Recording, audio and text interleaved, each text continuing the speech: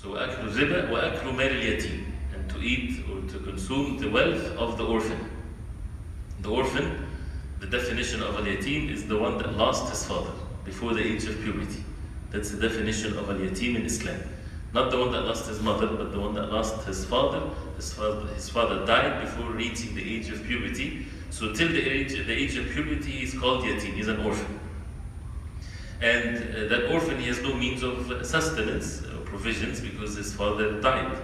So when someone takes the wealth of this orphan in an unlawful way, even if that person is his mother, they fall into this category. And this is another thing that we should pay attention to. And I'm again just mentioning some of the things that might slip away without thinking about it. I'm not talking about the obvious ones. You know, akl mal yatim, to take the wealth of the orphan, this is an evil thing, right? Very obvious. But the way situations and financial situations nowadays for many people, when the husband and the wife and everybody's in the household, there's no such a thing as this is the man's money and this is the wife's money. They all take from the same account. They have one account and they share this and they, right? But in Islam, there is separate financial identity for every person. The woman, she has zakat to pay if she has wealth, and the man has a zakat. It's not joint account type of thing. Each person has his own financial identity. It's okay to have things together, yes, but and the zakat will be taken from everything, which is fine. But as long as if they are put together, it should not change the situation of the zakat, right? It's like two people, they have two herds of animals and so on. Sometimes they benefit when they put them together so that they don't pay zakat or vice versa. Each person has to make sure when they give the zakat, they know what they own so that they give. And the same thing when the husband, for example, dies.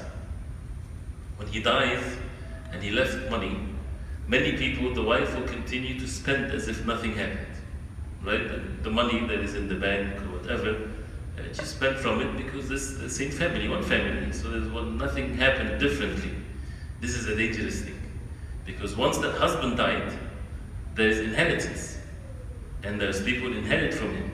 And this is according to the laws from Allah subhanahu wa ta'ala. If he has a father, the father has a share. If he has a mother, like many people, they ignore this. You know, the father or the man that died, he has children and the wife, and there's no such a thing as giving the share of the father of the deceased or the mother of the deceased, or he has a grandfather or grandmother, right? Or he has, if he has children, of course, then the brothers and sisters, they don't take anything.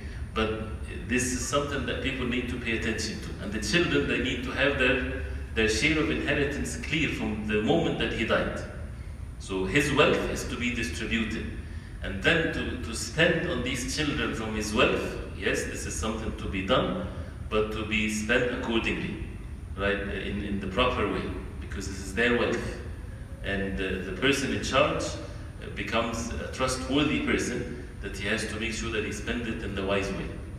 And this is, again, a detailed subject, but the point here, we should not belittle these statements or think that aklu mal yatim is for these evil people that take the wealth of the orphans. A person might be very decent, and he's falling into this category when they don't apply the orders from Allah subhanahu wa ta'ala.